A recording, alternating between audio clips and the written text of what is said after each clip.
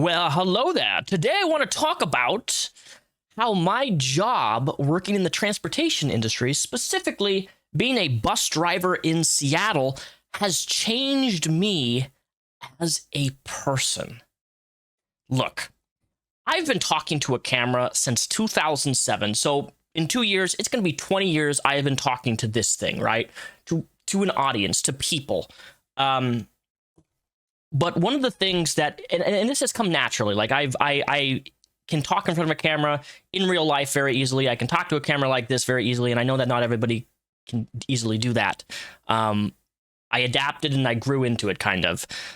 But one of the things that I have not always been the greatest at throughout my life has been in real life social interactions with people. And I primarily say this is because I am a pretty big introvert. I'm the type of personality where typically, unless people speak to me, I don't speak to them.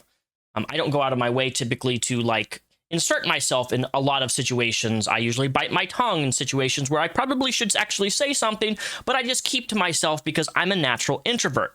However, my job, on the other hand, is a customer service job and has forced me out of my bubble that I have been so comfortable in the majority of my life. And I want to talk a little bit more about that and how my job as a bus driver in Seattle has changed me for the better. And it's actually insane to see where I was just 2 years ago compared to where I am now, because I don't even recognize this person. Not Repsion, but Daniel. Okay, I'm going to be talking about Daniel here, not Repsion. The Daniel that I've known has changed in a very positive way, because now my job has forced me to be in situations where I have to say things even if I don't necessarily want to, because I am put in situations where people will test me. I am put in situations where people will do really horrible things and treat other people horribly. I'm in situations where people are really dumb and do dumb things while I'm driving a bus. And then I have to be the person to fix the problem or de-escalate, is the professional term, to de-escalate a situation that was created by somebody who was drunk, on substances, who is terminally or mentally ill, somebody having a manic episode, somebody fainting, somebody vomiting, somebody having a diarrhea Taco Bell explosion. I've dealt with all of those things, right? And I have to deal with it in my personal little movable office known as the bus. When I first started my job, it was nerve-wracking. It was nerve-wracking having to put myself in a situation socially that I normally wouldn't do. But I have to, because if I don't do anything, people will abuse the fact that I am one of those bus drivers that says nothing, does nothing, and allows people to break rules. Because believe it or not, on buses, we have rules set in place for a reason.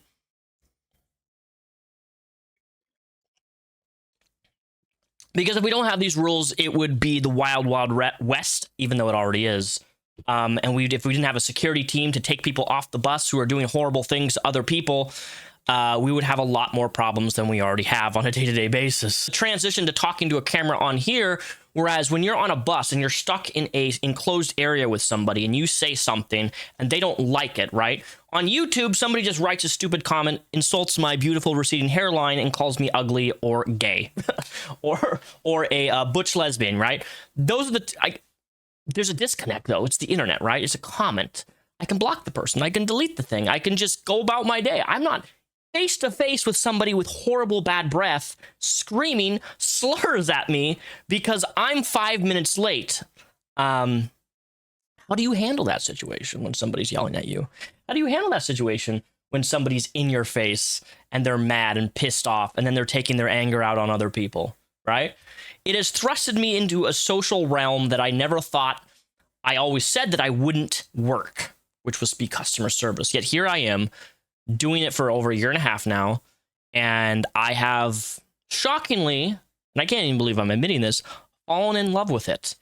Because I get to meet so many different diverse characters and people every single day. No day is really the same. And one of the crazy things about my job is I've developed interpersonal relationships with some of my passengers because I do the same route Monday through Wednesday, those 3 days. I do the same thing.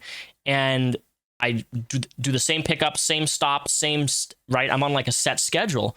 And in the last 3 months, I have developed a relationship. That sounds wrong. I have developed a friendship with 2 different passengers. And one is this really, really old lady. She works at a drug and rehabilitation center. And I pick her up every single Monday through Wednesday. And I've gotten to know her on a first name basis. She lost her keys at one point on the bus. I was able to help get those back to her. It's just been a really good, healthy social development of being able to develop interpersonal relationships, which I've had in the past, right? But it's not like at work where I am forced to have and interact with people even if I don't want to. And some really just genuine conversations that have just left me almost like, that is adorable. And like literally there's been a couple conversations I've had with passengers that I've gotten to know that has brought one conversation in particular. I'm not going to share it because it's private, but it brought me to tears. And I just felt so humbled that I could be helping someone get to their A to B when I found out what they're going through and that they don't have a lot of money. And yet every time they're on the bus, they're so charismatic and positive and just, they're funny. They're a funny person and they don't have much, right? So that 50 cents that they drop in the little coin thing, that's all they got. And it's gotten to a point where I'm like, I don't even care. I don't want them to pay. And I'm like, you don't need to pay. And she's like, I got to pay. It's my duty to support transit, even though that money doesn't technically go to us, it goes to the government. But I don't know. It's been really good for me, and it has changed my life for the better. And I don't know if you guys have noticed at all on this channel with my uploads, but I've actually been editing less and less and less. Like a lot of my uploads in the last month and a half, 2 months have been very raw in terms of like very minimal editing. And that's primarily because of my job and how much more comfortable I am just speaking off the cuff without inserting edits where I say something wrong or I word something wrong. I prefer just to be live or no edits. Like the less edits I do, the better I feel about an upload that I do. And I know that so many people get annoyed by that, but that's what feels natural to me. And I want to present content in a natural style that feels authentic to who I am. Because boy, have I edited a lot, over 1,600 videos in the course of almost 16 years. I will try to minimize my editing just because I think I'm way better at talking than I used to be a year and a half ago because of my job. About a month ago, I made a video titled Boundaries on my channel. If you haven't watched it, you probably should go back and watch it because a lot of videos have been skipping people's sub box because YouTube doesn't send this stuff out to people. But with my job, right, it has forced me to enforce boundaries because people like to test you. They like to see how far they can get away with you being one of those drivers who just doesn't give a living shit about other people's treatment, which is unfortunate that there are drivers who just don't care about the treatment of other people. Because if you have somebody on your bus and they're being disruptive or calling somebody, like actually being degrading to somebody, sexual harassment is really common on buses, believe it or not. And for somebody just to sit there and see it happening and not say anything is abysmal. And there are drivers who do that. They're like, I'm not getting involved. But you should. Shame on you, because you have a responsibility as a driver. You know, it's your office, it's your mobile office. And if you allow people to cross boundaries, they're going to continue to cross those boundaries and potentially harm and hurt other people on the bus system. If you stop it on your bus, you potentially stop it on other buses happening, because it shows to people that you're not playing around and that they can't treat people and do horrible things to people on the bus just because you're on the highway, and they can get away with it because you're on the highway and you can't just immediately stop, right? The boundaries things has been so significant to me over the last year and a half. And I've been drawing boundaries, not just on the bus with people, but it has stemmed in my IRL relationships and friendships now, to where like I'm so strict on, like, if I communicate a boundary to you and you violate that, I cut you off immediately. And like, look, I understand there is nuance. People make mistakes and things happen. But like, if I communicate something very strictly, I'm like, this is not okay. If you do this, there's going to be a problem. I don't give second chances. I'm really over the part of my life where I'm giving people second chances. And part of the reason is I've seen it on the bus system, where you give somebody 2 or 3 times and they just keep doing the same thing over and over again. And that's why you need to call security and then get them on a little list, and then they get banned for a week or a month or 6 months or sometimes even a year, because they just want to keep pushing those boundaries and you keep letting it slide over and over and over and over again. My awkwardness socially has been dwindled because there are situations like yesterday, and I'll talk about this. Yesterday, I had an ADA passenger, right? They're in a wheelchair. They get on the 2 ADA sections on the bus. People are sitting there. I politely ask, because I can't force people to move from the ADA section. I don't know if you guys know about ADA law, but I can't force people to move, even though I've had passengers tell me to demand other people move off of ADA, and I'm like, I can't do that. That's against ADA law. They may have an invisible disability that I don't know about, and I can't force them to move. So what I can do is I always politely ask, like I did yesterday. I said, hey, would anybody be willing to move from the ADA section? We have a wheelchair. Now, 80% of the time, people do get up because there's other seats, and they make room. But there have been a couple times where people on the ADA section won't move. And it's a little upsetting. I think it's like, wow, okay, this person's not going to move, and they're an athlete runner, but they're not going to move despite the fact there's a wheelchair here. I can't force them to move. It is what it is. I can't vocalize that because against the law. So I just have to make a call and be like, yeah, we have a wheelchair passenger here. I can't do anything because this person is refusing to make room for an ADA passenger. And it's a first come, first serve basis, and there's nothing I can do. It makes me feel bad, right? But I'm talking too fast. Am I talking too fast? I think I'm talking too fast. Let me slow down for a moment. Anyway, so there was an ADA passenger yesterday, and I asked people to move. They got up and moved. And oh my God, though. This guy, it was one of those machine wheelchair thingies. So not a wheelchair. What are they? Mobile scooters where you sit on the scooter, right? And you like, it goes beep, beep. One of those things, right? Mobility wheelchair. I don't know all the ADA terms. Whatever. You know what I'm talking about. This guy, no offense to him, but he could not drive worth a damn. This guy, oh my goodness, man. It was awkward. So I open up the ADA section, right? And I step back, and I'm just like standing there kind of like, because it took like almost 7 minutes for this guy to get in his ADA mobility scooter in the right angle, because there's only a certain amount of room, right? So he's like pulling it forward, hitting the wall, backing it up, going forward, hitting the wall, trying to, he's like, do the back and forth. Like, you've seen those people drive in cars and they can't get into like a basic parking spot, right? It was one of those types of situations. Now, my bus is pretty full, and I'm just standing there watching this guy in his little mobility scooter hit the walls of the inside of the bus, trying to back it up so I can attach him to the ADA section. And everybody, when I say everybody, is looking at me. Everybody. People are looking at me like up and down. They see that I have tattoos.